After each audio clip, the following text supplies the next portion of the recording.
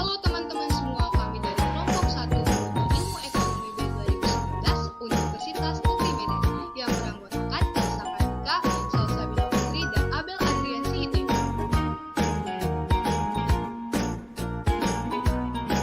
Di sini kami akan menjelaskan tentang konsep ruang lingkup ekonomi sumber daya alam. Berikut ini adalah penjelasannya. Yang pertama, ruang lingkup ekonomi sumber daya alam. Ilmu ekonomi adalah suatu ilmu yang mempelajari tentang segala tingkah laku manusia yang bertujuan untuk mendapatkan dan mengelola sumber daya yang terbatas. Sedangkan ekonomi SDA adalah bidang penelitian dalam ekonomi yang bertujuan mengatasi hubungan ketergantungan antara ekonomi manusia dengan ekosistem. Jenis-jenis sumber daya alam. Yang pertama, sumber daya alam yang tak dapat diperbarui. Contohnya itu seperti gas dan batu bara serta emas. Yang kedua, sumber daya alam yang dapat diperbarui. Contohnya seperti matahari, air, serta tanah.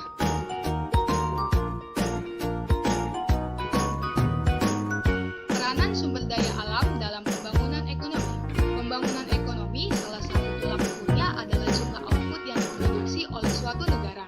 Semakin banyak jumlah output yang diproduksi menunjukkan semakin tinggi pertumbuhan atau pembangunan ekonomi.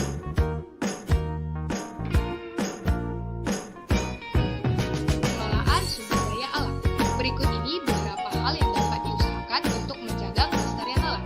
1. Berdasarkan prinsip berwawasan lingkungan dan berkesinambungan, seperti A. Penghijauan dan reboisasi, B. Pengelolaan air limbah, C. Penertiban pembuangan sampah. Yang kedua, berdasarkan prinsip pengurangan. Dalam mengambil sumber daya, sebaiknya jangan diambil semuanya, tetapi berprinsip mengurangi saja. Pengambilan yang dihasilkan akan merusak lingkungan dan ekosistem alam.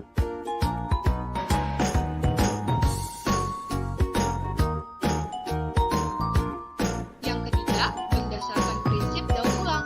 Proses daur ulang adalah pengolahan kembali suatu massa atau bahan-bahan bekas dalam bentuk sampah baik yang tidak memiliki nilai ekonomi menjadi barang yang berguna bagi kehidupan manusia.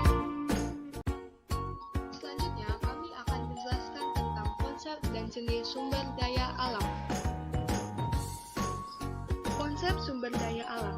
Menurut Suari Negara, sumber daya alam sebagai unsur-unsur lingkungan alam meliputi fisik maupun hayati dibutuhkan manusia untuk memenuhi kebutuhan serta meningkatkan kesejahteraan hidup. Jenis-jenis sumber daya alam. SDA berdasarkan sumbernya. Yang pertama, sumber daya biotik, meliputi seluruh makhluk hidup yang ada di bumi, seperti tumbuhan dan hewan. Yang kedua, sumber daya abiotik, meliputi seluruh unsur yang tak bernyawa, contohnya seperti air dan tanah.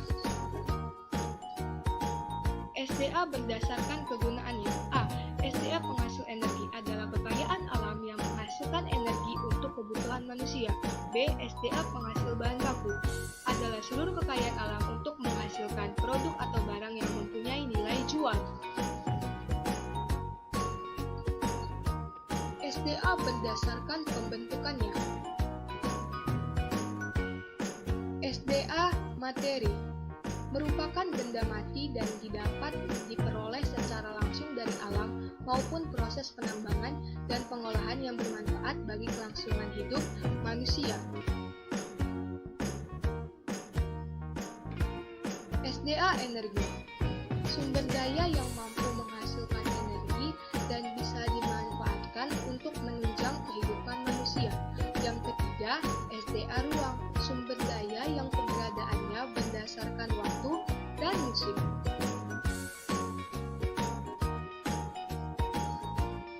SDA berdasarkan daya pakai dan nilai ekonomis. 1. SDA ekonomis. SDA yang memiliki nilai jual, contohnya seperti logam mulia, minyak bumi, dan batu bara.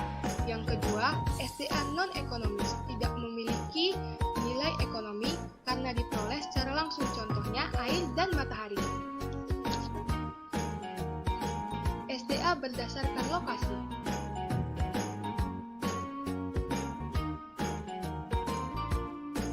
1. Sumber daya alam akuatik hanya dapat di wilayah perairan seperti ikan dan rumput laut. Yang kedua, SDA terestrial, sumber daya yang hanya ada di wilayah daratan, contohnya kekayaan hutan dan tambang. Konservasi, depresi, dan kelangkaan persediaan.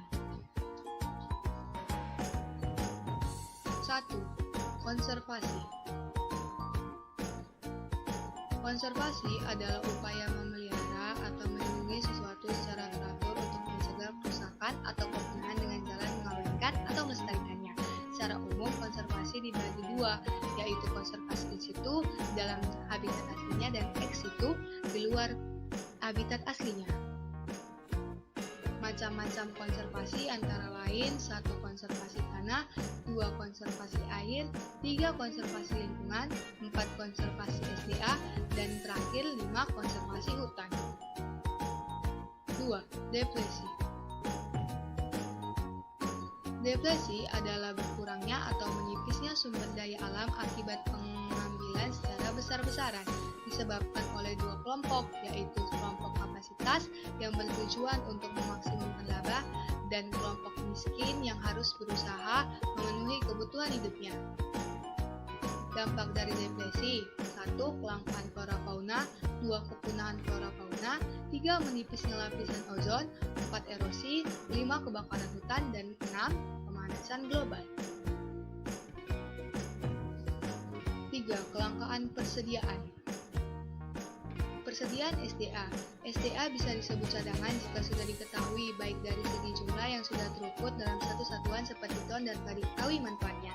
Cadangan akan meningkat apabila 1. Ada penemuan baru, 2. Peningkatan cadangan yang telah terbukti, 3. Revisi akibat kebutuhan informasi mengenai kondisi pasar dan teknologi baru. Kelangkaan persediaan adalah jumlah barang atau sumber daya yang diketahui dan bernilai ekonomis yang kurang dari kebutuhan yang diharapkan, sehingga menjadi masalah yang mesti dipecahkan. Kelangkaan terbagi atas dua. Yang pertama, kelangkaan absolut. Kelangkaan absolut didefinisikan sebagai fenomena kelangkaan sumber daya alam secara fisik. Sistem ekonomi sering tergantung pada satu sumber daya esensial yang memiliki batas tertentu dalam ketersediaan secara fisik.